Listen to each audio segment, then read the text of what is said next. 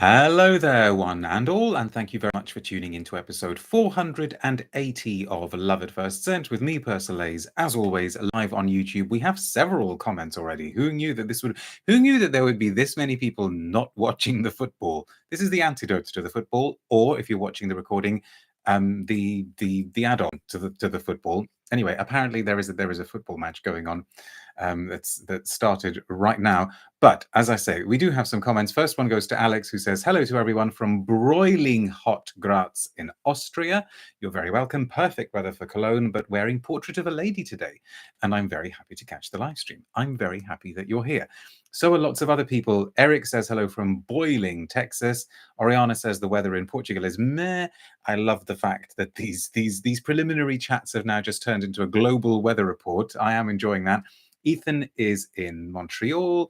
Joanna says, hello from London, where the weather today is simply perfect for those of us who love moderate English weather. And Christine would like to contradict her by saying hello from London, where the weather is changeable today. But London is a big place, but looking forward to 10 refreshing colognes. Maria is here too, but we have a newbie in the house. Jim, you're very, very welcome. Jim says, so happy to catch my first live. And hello from a perfect 73-degree Chicago. Please keep the comments coming. Lots more have already appeared. Of course, Acqua di Parma is the thumbnail choice for this topic, says Wagstaff. Good morning from Washington State, says Jessica. Okay, we need to get a move on, but keep the comments coming. So why are we doing this one today? Because it hasn't been that long since we did a top 10, although that was a seasonal top 10. I have been asked by many of you for quite a while now to do a top 10 Eau De Cologne list. And I've resisted because there are so many out there, okay? There are so many perfumes that could legitimately and genuinely and bona fidely fit into the Eau De Cologne bracket, and I thought I'm never going to be able to make a list of 10. And also, you get to a point where the differences between a lot of them are not that huge, and then whether you go for one rather than another just becomes a matter of personal taste.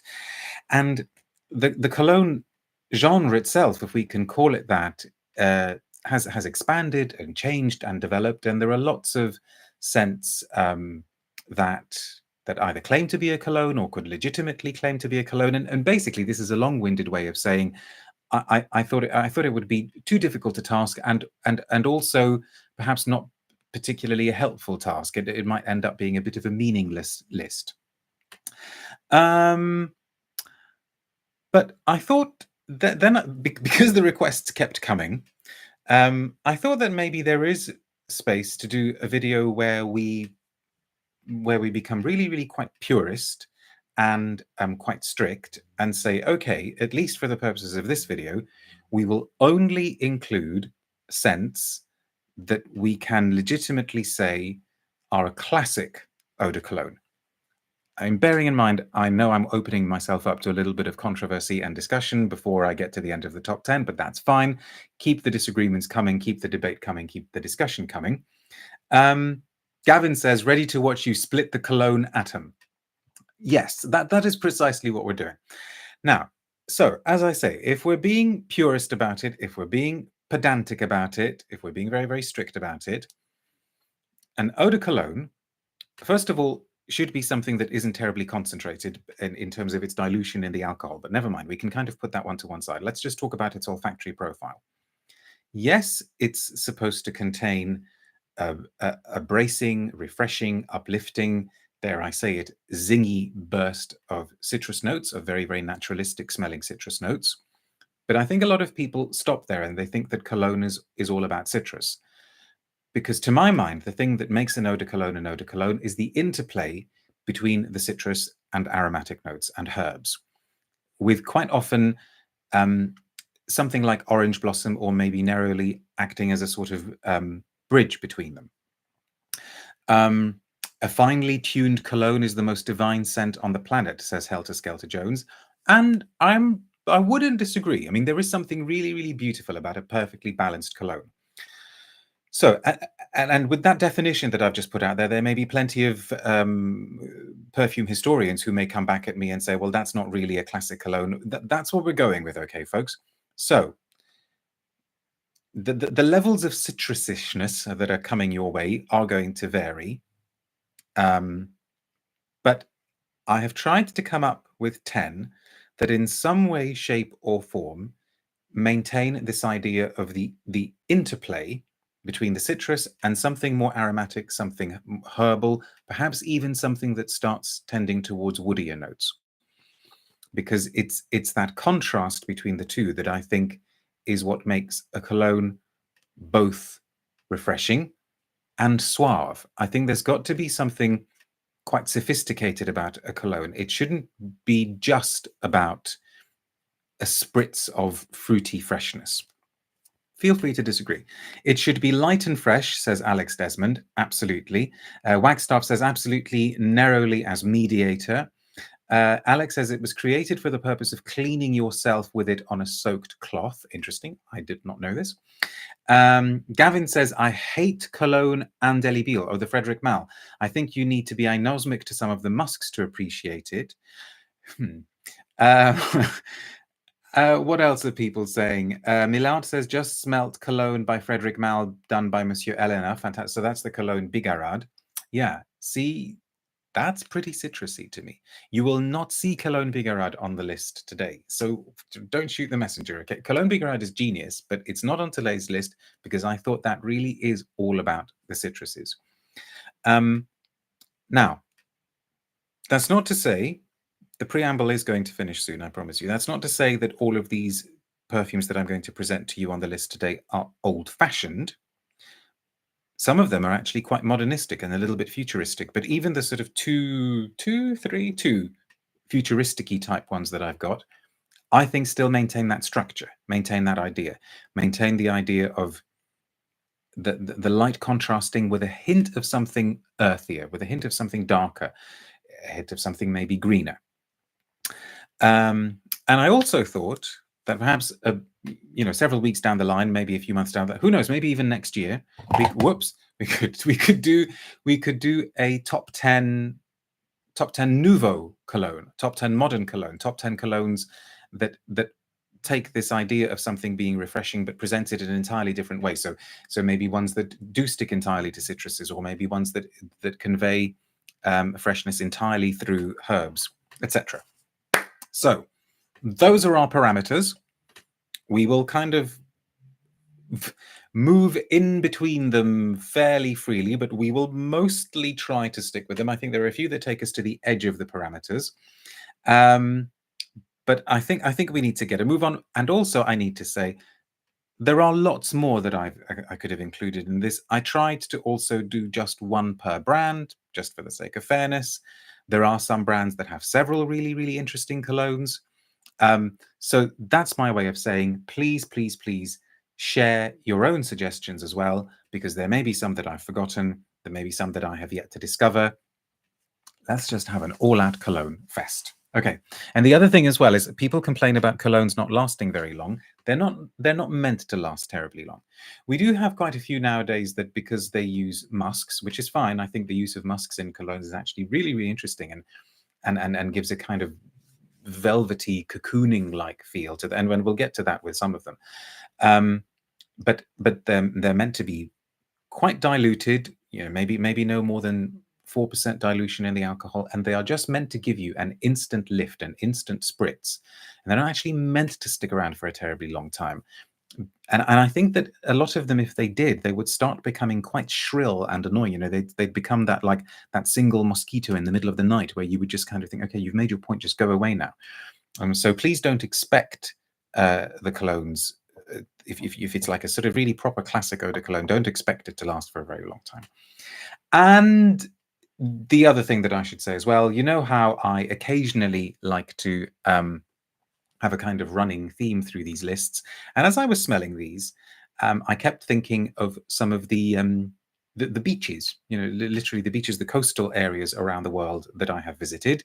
I'm not the world's most seasoned traveler. There are lots and lots of places that are there are sort of obvious tourist destinations that I have never been to.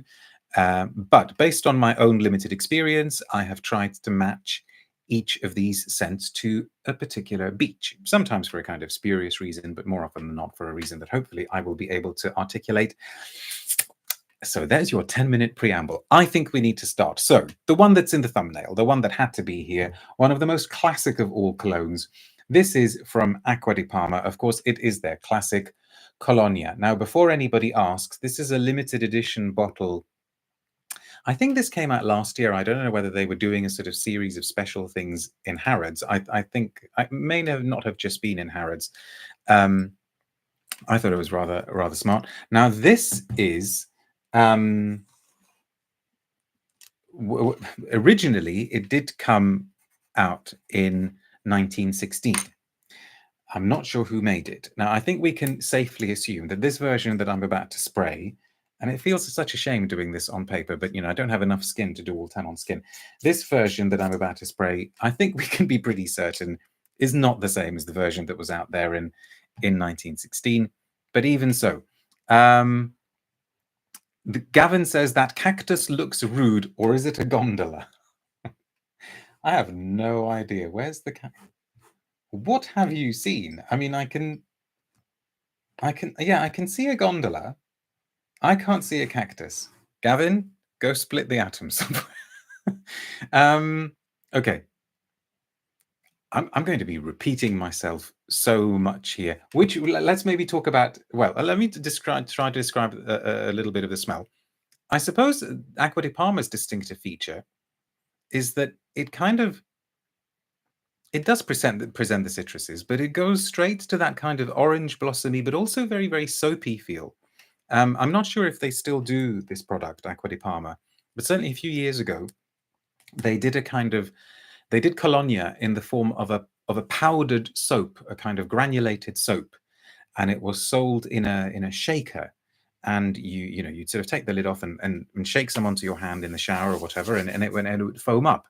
And it smelled beautiful, but I don't think it was packaged terribly practically, because the inside of the container would get wet, it would get humid, and then the soap would get really sticky, and it kind of didn't work. I think maybe they needed to think of a different way of selling it. Perhaps it is still around, but it's interesting that they sold it in the form of a soap, because I think there is something bath ritually soapy about it. It's just so effortlessly sophisticated, and it's also a very, very beautiful blend. It's quite abstract, really, in terms of its effect. Claire says the powdered soap sounds like a cool idea. It was a good idea, but like I said, they needed to come up with better packaging for it. Helter Skelter says, I see Colonia on the more formal end of the cologne spectrum. Yes. Now, which beach did I link it with? So for Acqua di Parma, okay, I mean, predictably, it had to be an Italian beach, didn't it? So I thought of Santa Margherita di Ligure, which is not far from Portofino. Quite a small town. The first time, it's going back a few years, the first time I visited it with Madame Persolaise, it's in northern Italy. And we actually went back there a couple of years ago to see what it was like, and it hadn't changed a huge amount. It's got that Italian Riviera sophistication about it. But I guess what makes it different from the French Riviera is that it's much less bling. It's much more laid back. It's much more about the suave, easy, dolce vita type. And also there was a really, really great perfumery where I picked up some amazing old things. That's where I picked up, I think, the old YSL Paris, if you remember, that I did a couple of years ago. Eric says, I love powdered soap, though it can be stripping. Am I right in remembering that Luca Turin wrote Jean-Michel Durier started as a powdered soap perfumer? Oh, you may well be right. I can't remember. Gavin says, none of these are going to be British beaches. As I was making the list, I thought, perhaps I'd better include a British beach, but no. Though I nearly kind of included the South Coast, but no, there are no British beaches on here. Although, what would a Brighton Cologne? Because I quite like Brighton. I think Brighton's a fun city. So Joanna says, we're getting a scent travel blog today. Great. Well, sort of. So yes, this is not a kind of instant, intense burst of grapefruit, mandarin, tangerine, whatever. It's more about the herbs. It's more about the petit grain. You know, we haven't mentioned that as well, or petit grain, I think we should just say. There's a hint of lavender. I guess this one is more about the aromatics, and it gives it that barbershop feel. That's the expression that I was looking for. It's like a really, really classic and extremely well done barbershoppy type cologne. Stephen says, this is the first time I've caught one of these live. Excited. You're very, very, very welcome, Stephen. Okay, what shall we do next? What shall we do next? Let's go. Let's do one of the originals. You know that this one is going to be here. This comes in so many different forms, so many different bottle shapes. There we go. Is there anybody watching this video who either doesn't own a bottle of this or has owned a bottle of it, you know, at one point, or has smelt it? The classic for now. How do you say it? Because some people, I've always said 4711. I don't know why, but I think that's just because that's what I heard. I wonder how it's said in German, although, you know, just because it's said one way in one language doesn't mean that that would necessarily translate to English. I know some people say 4711. So this is this is supposedly from 1792, credited to one Wilhelm Mulhens. 4711 says Omar. There you go. Well, Woozy's written 4711. Sadly, I am that person who hasn't smelled 4711. Marco, you should. This is as classic as colognes get. Now, I think we can probably safely assume, as in the case of the Acqua di Parma, that this has changed a little bit since the 18th century. Oh, great. This isn't going to work very easily. There are interesting, very, very interesting stories of Eau de Cologne that you can read on the net. I think I wrote about Eau de Cologne as well for the Scented Letter, the Perfume Societies. Oh, Tina says in German. No, I don't. We say sieben und vier. Oh, so is that, are you saying 74011? Is that how it works?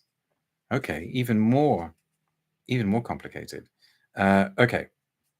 The story of Eau de Cologne is actually a story of rivalries and formula supposedly being nicked from one person to another, and people claiming that they made the first one and what have you. It is interesting. Perhaps you know, a sort of 3-episode Netflix series in the making. Should I write the screenplay for it, do you think? I think what's happened is that over the years, maybe because it's become harder and harder to use natural ingredients, it feels sharper, harsher, more astringent somehow. But that citrus herb interplay here, I would say it's probably like orange blossom, neroli, rosemary being emphasized, is so distinctive. But I think the best form in which to experience it actually is as the hand wipes, which you can still pick up very, very cheaply, very easily in the UK, and I'm sure in other places. I don't know what it is about the scent of the hand wipes. Maybe it's at a lower concentration, and so they're able to use a slightly different formula. I don't know, but there is something about it. There is something about that burst of scent as soon as you rip open the little foil bag and you rub it all over your hands that seems somehow nowadays much more satisfying than the actual scent. For instance, the soap, if you get the 4711 soap, I don't think it's terribly good, but the shower gel, on the other hand, is all right. Incidentally, that makes me think as well that there is a video to be made about perfumes that we put up on ourselves not as liquid perfumes, you know, perfumes that we apply on ourselves in the form of a body lotion or a soap, etc., etc. Now, what beach is this? When did people stop drinking cologne, says Smarks? I don't know. You could drink it. You're absolutely right. I mean, when did the alcohol used in perfumery start being denatured? Maybe it was then. I'm not sure. What beach is this? So 4711. Ah, okay. I'd forgotten that association. Yes, I can remember why I said this now. So 4711 for me is a place called Calella de Palafrugell. I'm sure a lot of you have heard of it, have been there. Now, this is a place in northern Spain. not terribly far from the border with France, and close to a place called Girona. And again, there's something about it. I think because of the topography there, because of the landscape, it isn't possible for Colella to be changed in a huge way. I think it's just simply not possible to build lots and lots of high-rise luxury hotels. The beaches that are there are quite small, but they're very friendly. They're very welcoming. They're sort of family beaches, and I guess there's the timelessness of them made me connect it with 4711. Beautiful part of Spain to see, actually. It's been a while since we've been there, but not terribly long. I think we've been there in the sort of last 5 years. I remember we went on a brief trip to Barcelona, and then we went to Calella as a day trip because it's within driving distance of Barcelona. Carl says, Calella, lol, I'm from Girona. Well, there you go. Do you agree? And has Calella changed much in the last few years? Let us know. Girona was the very, very first place that I had Turon flavored ice cream. And oh my goodness, talk about like flavorgasm. Now, the rule is that whenever we're in Spain, which isn't as often as I'd like it to be, I have to find Turon flavored ice cream. And they do vary. There are some that are definitely better than others. I think the very best one I ever found was in Seville, but that's another episode. That's another episode.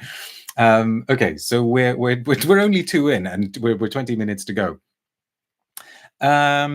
Right, let's do another one of the sort of classic ones, although this isn't the old version of one of the classic ones. Roger and Gallet needs to be mentioned here. You know, that was the big rivalry, one of the sort of parts of the equation of the rivalry around Eau De Cologne. They have a cologne that dates back also, I think, to the 19th century. This is what they call their extra vieille version of the Jean-Marie Farina cologne, and this version came out in 2012. Roger and Gallet is a brand that is unfairly overlooked a lot of the time. Speaking of soaps, they do really, really beautiful, wonderful soaps. And this is again a pretty classic cologne, because they're all going to be, because this is the classic cologne video, right? But I guess this one, smelling it right after the 4711, it's sort of somewhere in between the 4711 and the Acqua di Parma. So it doesn't have that shrillness, it doesn't have that sharpness, it doesn't have that kind of tendency almost to go to paint stripper. But it also is quite herbal in the same way as the Acqua di Parma, and I'm sure makes use of some nicely judged musks. I guess maybe the main thing personally I'm getting here is rosemary. It is quite aromatic, like the Acqua di Parma, and it's got that kind of soapiness coming through. If you're wondering what turron is, Londe, thank you very much. Turron is a traditional Spanish sweet made of almonds. There are other varieties too. It is eaten at Christmas, unless your name is Persolaise, in which case it is eaten as soon as you can get your hands on it. And there are sort of softer versions of it and harder versions of it. They are all amazing. And the ice cream, the Turron flavored ice cream, Persolaise tip: if you're in a Spanish town, try to find a Turron ice cream that actually has bits of Turron in it, rather than just being like a kind of, total mush ice cream. It is so good. Turron is just one of those things that that makes life worth living, I think.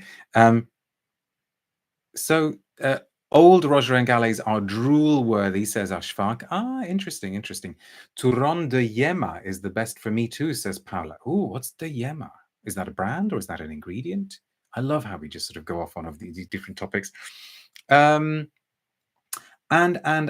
where does Roger and Gallet take us? Yes. Now this is a little bit of a curveball, because the Roger and Gallet, for me, I thought of Chowpatty Beach in Mumbai, a beach that I've sadly visited only once in my life, but it's huge. Okay, it's a very, very sort of wide beach, and it goes on for miles and miles and miles. And it somehow has the buzz of modern India, but it also, there's something about it that feels really, really ancient and timeless.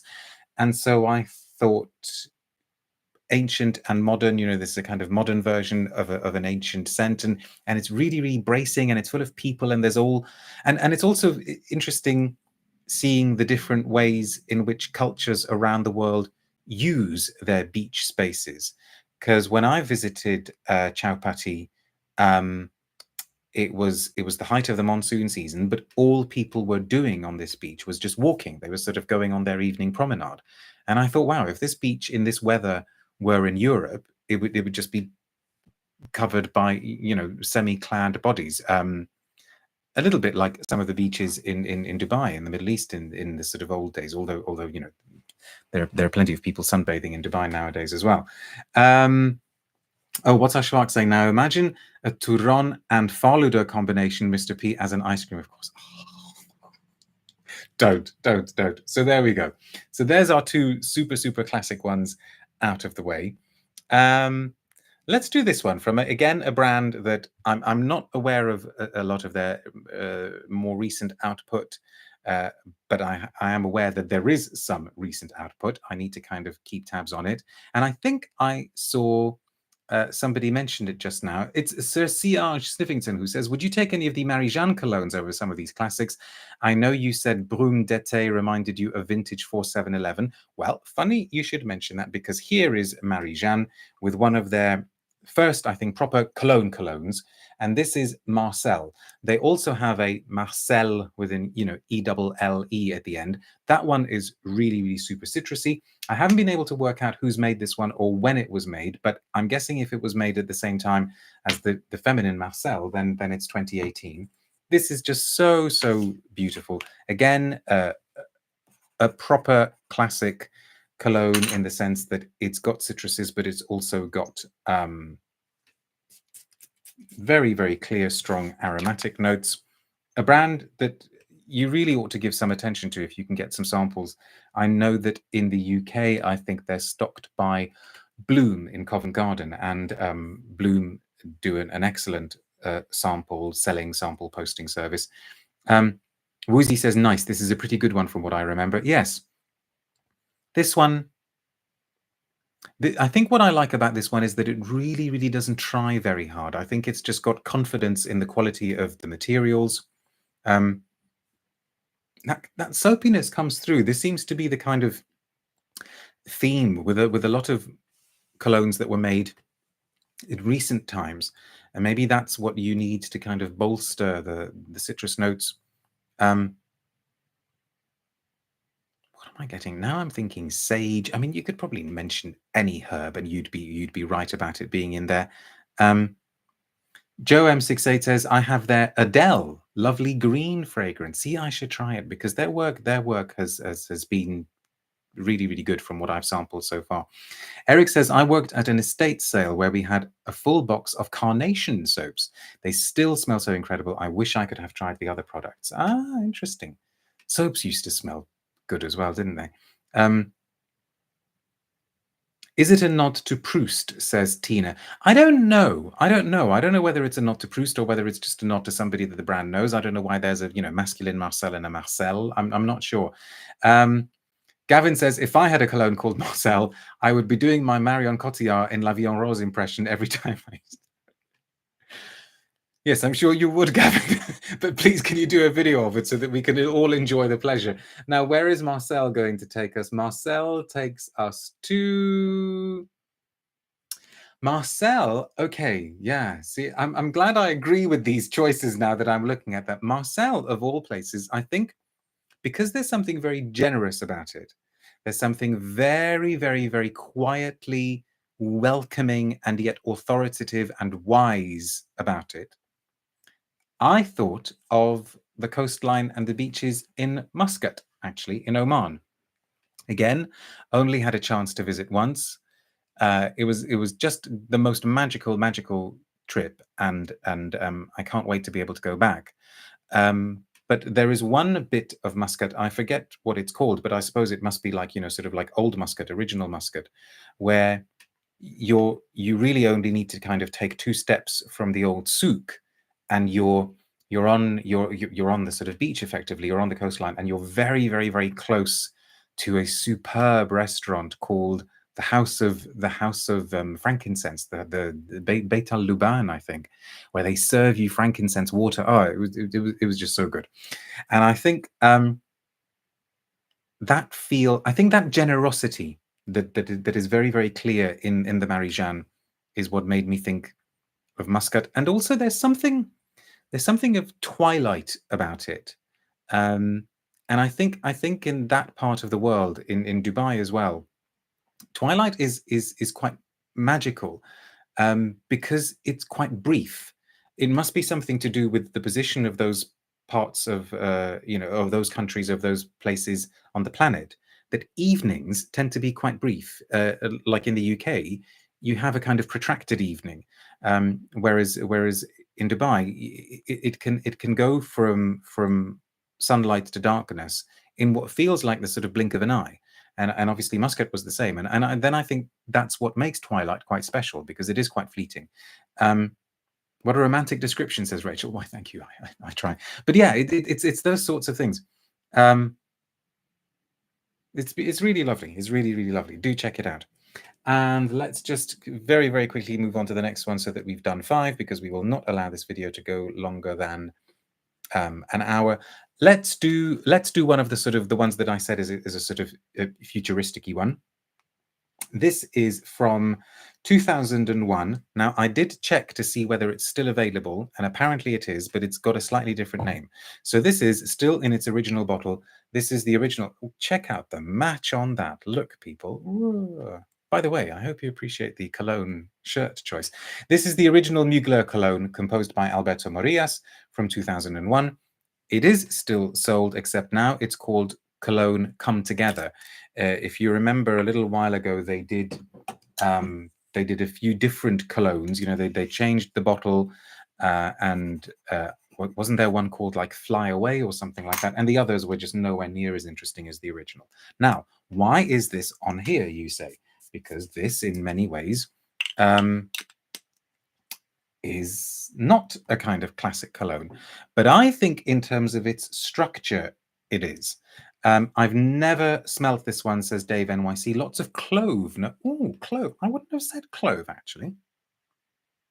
No, I wouldn't necessarily have said clove. I would have said lots of Alberto Morillas musks. Frank Chytown says, I think this is my favorite shirt of yours. All the wonderful shades of green. Thank you very much. It's the first time I'm wearing it, specifically for this video. I used to have a massive bottle, says Basil, of Mugler Cologne to refresh myself underneath my old desk pre-COVID. See, it does have that quality about it, that capability. So you do get something citrus-like, but it feels as though they're citruses that coming at you from a kind of hydroponic growing center somewhere on the other side of the asteroid belt. And you do also get something aromatic, but it feels as though it's made of herbs that we've never encountered on this planet before. And then you get tons and tons and tons of these really, really steamy musks. I think it's genius, and it's been very, very, very influential. Lots of colognes have taken their lead from this one, a lot of the ones that came after it. Guerlain did one, État d'Orange did one. A lot of modern colognes were influenced by this one. And it's really interesting. It shows you that the structure can be compelling, and fascinating and unusual. And where does it take us? Mugler takes us to, a place which I probably, in my very, very misguided Western perspective sort of way, a place that I associate with futurism. This takes me to the beach in Kamakura, in Japan, just south, I want to say, of Tokyo. I wonder, as I was kind of thinking that this would be my Kamakura reference, I thought, do people in Japan think that everything about their life is sort of futuristic? Do they, I mean, for them, life must just be life, right? Or do they, if they travel like to Europe, to the West, do they kind of think, oh gosh, this feels very, very old worldish, all of it. I want to kind of get back to my life in the sort of forward seeking present. Mr. P telling us he's not well travelled, says Rachel. Well, well, because traveling is one of the great joys of life. It is probably one of the things that I missed most of all during COVID. I always feel like I haven't traveled enough, and I just think there's this whole world to see. And there's so many beaches, there are so many locales that I would love to have been able to see. But Japan was special. I would go if it weren't so far away and weren't so expensive to get to. I would go back to Japan in a blink. It was just the most amazing place to see. And there's so much more of it to see. I mean, we saw Kamakura and Tokyo, and we went to Kyoto, and we saw Hiroshima. But there's so much more to see. So much more to see. No, Sir Siage says Mugler Cologne is beautiful. I know Creed is a bit of a four-letter word on this channel. Well, you're allowed to say it. But Original Vetiver is another lovely take on the Mugler Cologne DNA as well. Both sensational. Ah, interesting. And, you know, interesting that you say that, because then it sounds as though it's not really a vetiver. But then let's put that to one side. Do you remember the fabulous ad campaign for this one? Androgynous figures in the desert, says Eric. Yes. Yes, yeah. And they kind of looked really quite otherworldly, didn't they? Yes, yes, yes.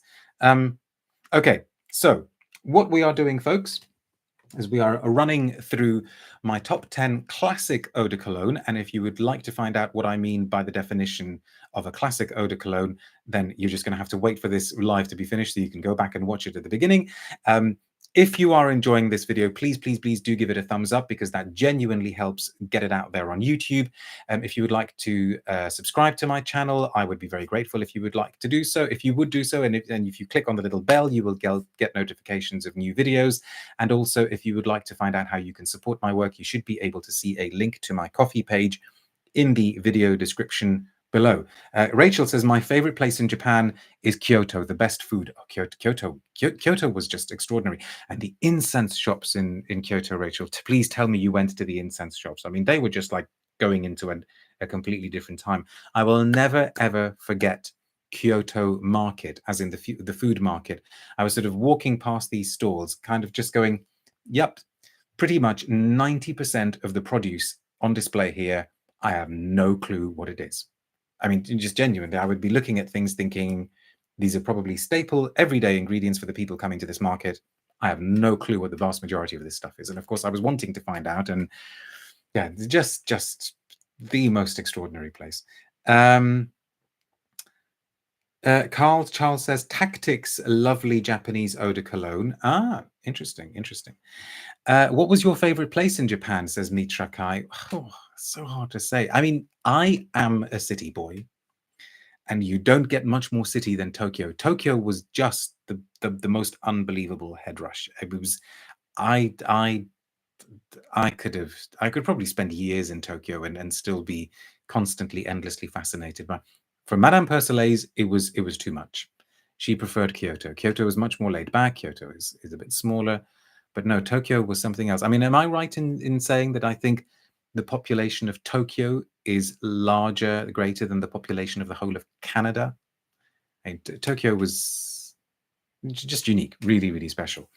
We need to get a move on. Right, we have 5 to go. Let's do another classic.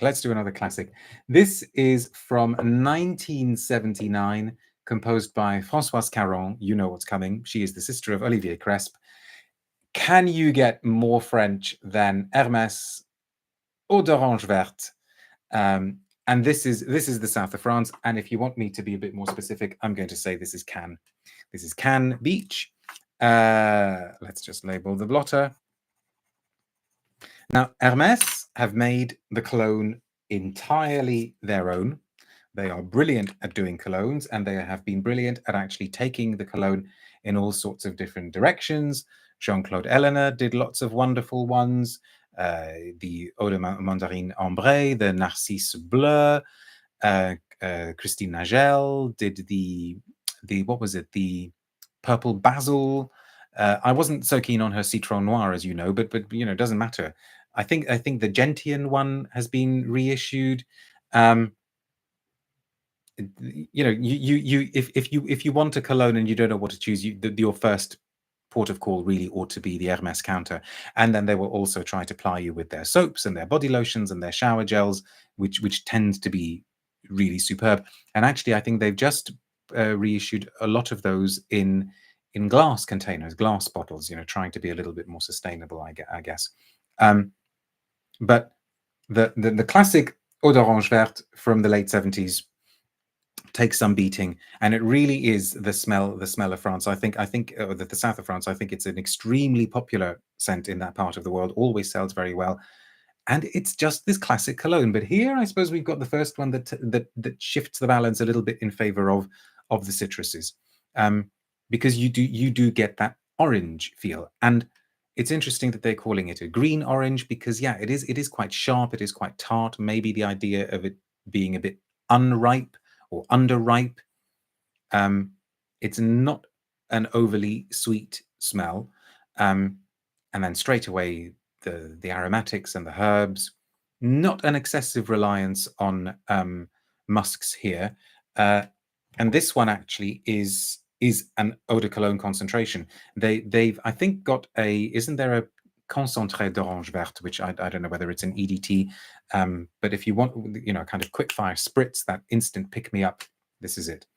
Gavin says, I watched Vogue World, where Kendall Jenner and Gigi Hadid rode horses recently with both of them, and the horses fully dressed in Hermes. Really? It was so pathetic. I can't get that out of my mind, Hermes. Well, I mean, I didn't see that. The whole Vogue World stuff completely passed me by. Orange Verte is something else, says Luciana. The soap version is great as well, says Prof. Melvin. Really love, K-Dot says, I really love the H24 EDT themed shirt. I know it's very, very H24, isn't it? I neglected that scent from reading online reviews, but Persolaise's review made me want to test it, and I fell in love with it. There you go. See? Excited to explore more Hermes. Paolo says, don't you find Eau d'Orange Verte a bit too heavy for a cologne? I feel it weighing on my skin a bit like a very heavy vanilla scent. Oh, no is my answer to your question. But interesting. Maybe there's something about it that kind of sticks to you a little bit too much. Eau d'Orange Verte is my first perfume obsession, says Aileen on Beauty. Interesting.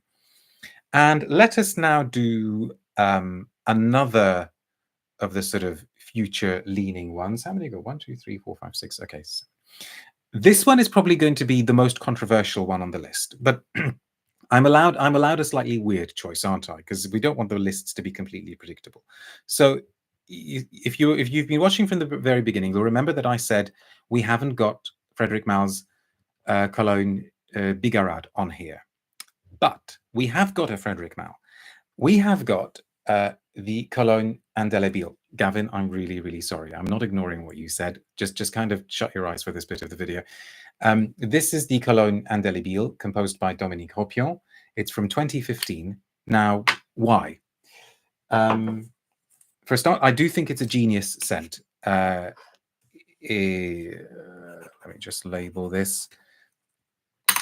I think it's one of the best things from the brand. At least it wasn't Uncut Gem, says Woozy. Well, no. Let's pop, where should we pop that? Let's pop that on here. Now, even though it is kind of strange, and even though it relies very, very, very, very heavily on musks, I mean, that's what makes it Indelebile, right? My favorite cologne, says Tomasz. Okay, there we go. I'm not alone. I'm not alone. Gavin says, when I smelled this, I had to immediately go smell something else to check my nose hadn't malfunctioned. Interesting. I wonder what it is in it that made you feel that way. It makes a kind of quite strong use of a sort of narcissus note. And I know that some people read it as being quite urinous. I mean, maybe you're sort of hyperosmic to something like that, Gavin. I don't know. What was the effect? Absolutely love Cologne Indelebile, says Angel. But I've included it for a similar reason to the one that I included, the Mugler, because I think it follows that same structure, but it presents it in an entirely modern sort of way. So there's something kind of citrusy about it. I mean, I don't even know what, but maybe mandarin and grapefruit, something along those lines, or maybe actually it's a kind of harsher feeling lemony note.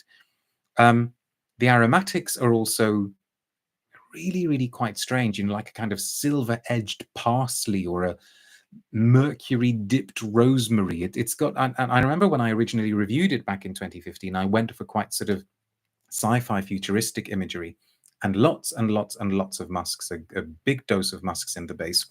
And what is also interesting about it is that it really does last. I think it lasts, and it's shower gel form, at least before the Lauder takeover, because I haven't bought the shower gel since the Lauder takeover. The shower gel form was great. And where do I think we go with? Oh yeah, no surprise for me. This one, the Cologne Indelebile, is Dubai. But take your pick from the beaches in Dubai. Now, I was a Dubai resident, a Dubai boy, back in the days when you could go for miles and miles and miles and miles and just have sort of completely wild, untouched beaches. Now, for those of you who know Dubai, you've got a little bit of that sort of beach in Jumeirah, not far from the Jumeirah Mosque and where Magrudi's is. Although apparently that development that's there is being changed and being pulled down. But one specific reason why I chose this for Dubai, because it is so sci-fi and space agey and unpredictable. There's one particular beach in this beach actually that I'm talking about. I think the development is called La Mer. It's in exactly the same spot as where there was a natural beach, and it looks pretty much exactly the same as the natural beach did. But for whatever reason, I guess because the authorities wanted to put shops and an underground parking, car park, etc., they actually extended the natural beach out further into the sea, so that it still looks like a completely natural beach, but it's entirely human made. And I think that very, very strange, sometimes unsettling dichotomy that you get in Dubai, especially if you know the Dubai of the 80s, reminded me of this perfume, because there is also something quite odd about the perfume. Esumar says, I prefer Cologne Indelebile over Cologne Bigarade. It's not that I necessarily prefer. I didn't include Bigarade because to me that is just citrus. And it's beautiful. I actually genuinely, absolutely love it. We have less than 15 minutes to go, and I need to do 3. So the next 2 take us back into citrus territory. This is from 1981, a fairly old little presentation bottle now, of course, Annick Goutal's Eau D'Hadrien. There you go. Composed by Annick Goutal herself, apparently with the assistance of Francis Camaille, who did, oh gosh, I'm going to be so annoyed now because he was also responsible for another really, really, really big perfume. And my mind's gone blank. Somebody will help me out on that one. So let's just label this. This is, again, I think one of the brand's best sellers, still does extremely well. Now it's available, I believe, as an EDP, perhaps as an EDT as well. This is the EDT I've got here, but it also comes as an Eau De Cologne. I think I'm right in saying quite a large bottle Eau De Cologne.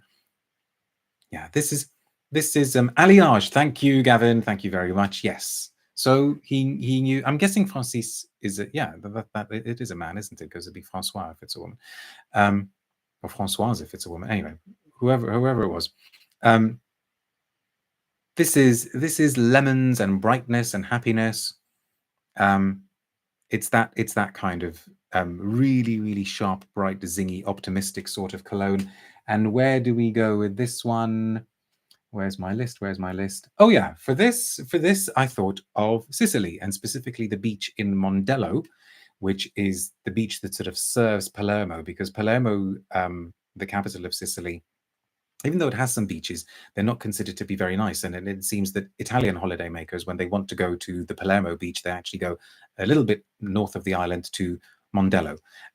It gets packed in the summer, but again, it's got that kind of Italian, let's be laid back, nothing really matters, very, very kind of family friendly beach again, very easygoing, really, really great fun to stroll around in the evening, good ice cream,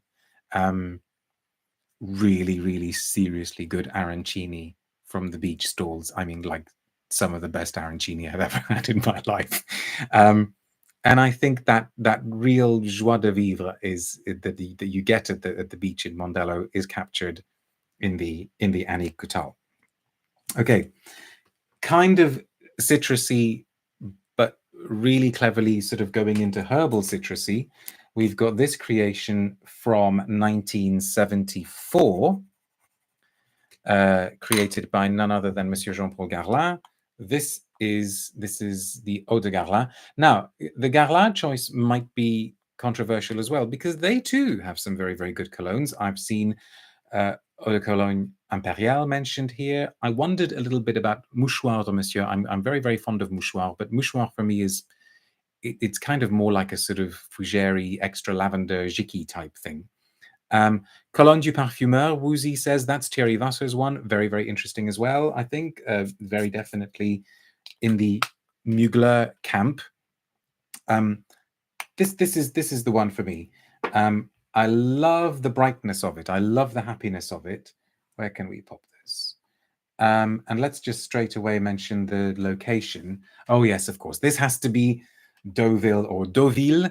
So old money, northern France, people going for their, getting away from Paris for their weekends.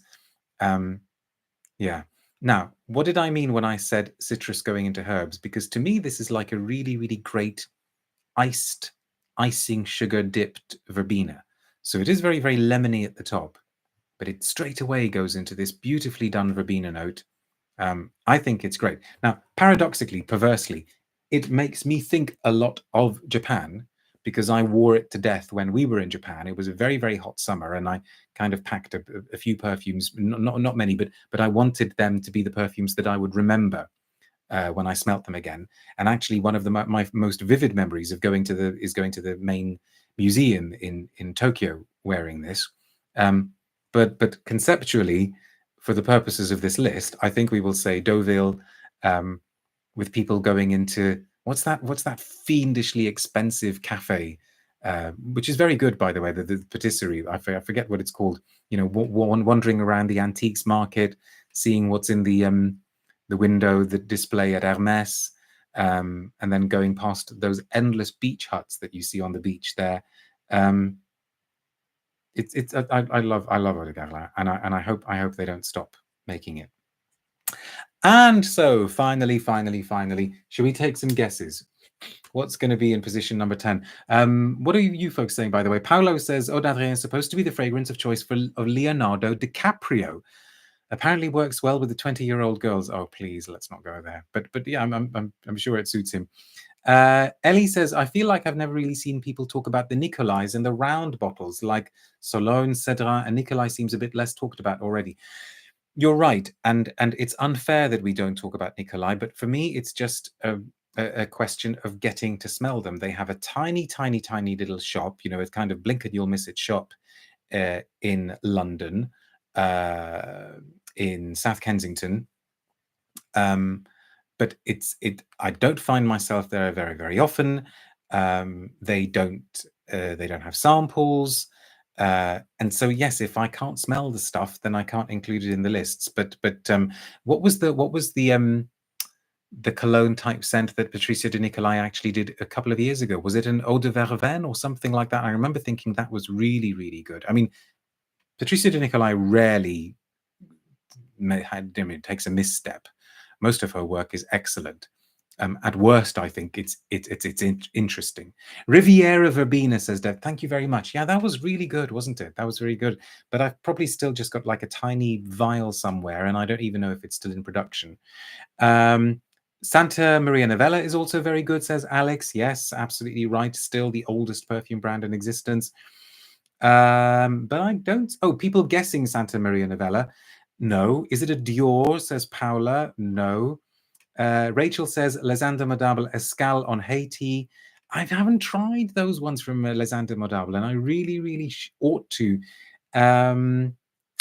Okay. Oh, Dave says, I just got bottle number 2 of Riviera Verbena. It is really, really good.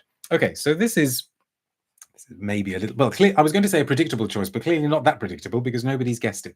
But this is, again, pretty much as classic and suave and sophisticated a cologne as you can get. Pradeep, well done. So we go to 2007, Chanel's Eau De Cologne, of course, composed by Jacques Polge. I think this is the one that comes in the humongous, does it come in a 400 milliliter splash bottle? This is good stuff. This is good stuff. One of the best of the exclusives. Let's have a re-smell. Let's have a spray here. Oh, sorry. Oh, I don't know where to put this one. I'm going to have to rearrange this so I can take a picture. But for now, let's just pop Chanel here. Yeah. This is Cologne. Again, a little bit like the Acqua di Parma, as a kind of abstract blend. You don't smell this and think, oh yes, I can spot the oranges and the grapefruit, etc. You don't smell it and think you can spot this array of herbs chopped up beneath your eyes. But you get a kind of shimmer of citrusy herbal sophistication. Lots and lots of musks. It's almost, dare I say it, a kind of evening cologne. It's the sort of, you don't want to compete with the scent of the person that you're going out for a meal with. You want them to shine. You want them to have the spotlight. But you also want to smell sophisticated yourself. I keep coming back to this word suave because it is a very suave cologne, and it's that kind of thing. I love Chanel's cologne a lot, says Ellie. I got a 75 ml last time I was in Europe, hoping to get a 200 ml next time I'm in Japan. This is Cap Ferrat or somewhere like that, isn't it? Oh, good point. Where did I say? Well, yeah, Saint-Tropez. I've gone for Saint-Tropez. Now, Saint-Tropez is not one of my favorite places in the world at all, but it's great for people watching if you can get there. It's fantastic for people watching, actually, and it's got to be that sort of if Deauville is old money, Saint-Tropez is very much kind of bling, new money, especially particularly now. And if you can kind of switch off from the madness of it, from the insanity of it, it can be quite fun. And you can detect the charm of what it was like before it became the Saint-Tropez of today. Because back in the day, it was just a very, very simple, charming fishing village, unless I'm mistaken. So we've got to say Saint-Tropez. Pradeep says, I have a 1 liter bottle of this. I didn't know they did a 1 liter bottle. That's got to be a splash, surely, hasn't it? Gosh. Slam dunk from Pradeep, yes, for guessing it. Well done. Rachel says, this bottle has been on my to-buy list for ages. Perhaps this will be the summer for it. Presumably you've tried it before, though. Don't buy until you try. Oriana says, anyone holding their breath that Mrs. Unilever gets her hands on Chanel's exclusive perfume range? Who's that? Or do you mean like a Unilever planning to buy shit? I have no idea what that is a reference to. I don't know whether you mean Unilever, the company. Anyway, there we are. And probably the woodiest of the ones we've tried so far. Okay, I feel suitably revived. I feel suitably refreshed. Like I've said in the last few videos, I'm going to try and get as many broadcasts in as possible between now and the sort of end of second week-ish of July, because then the channel will be going on its summer break. So if there are any particular things that you would like me to cover, any particular top 10s that you think I ought to do, please let me know and I will do my best. But until then, thank you very much indeed for watching. Thanks for all the comments. Thanks for all the fun associations and the travels around the globe. And I will see you soon. Be good now.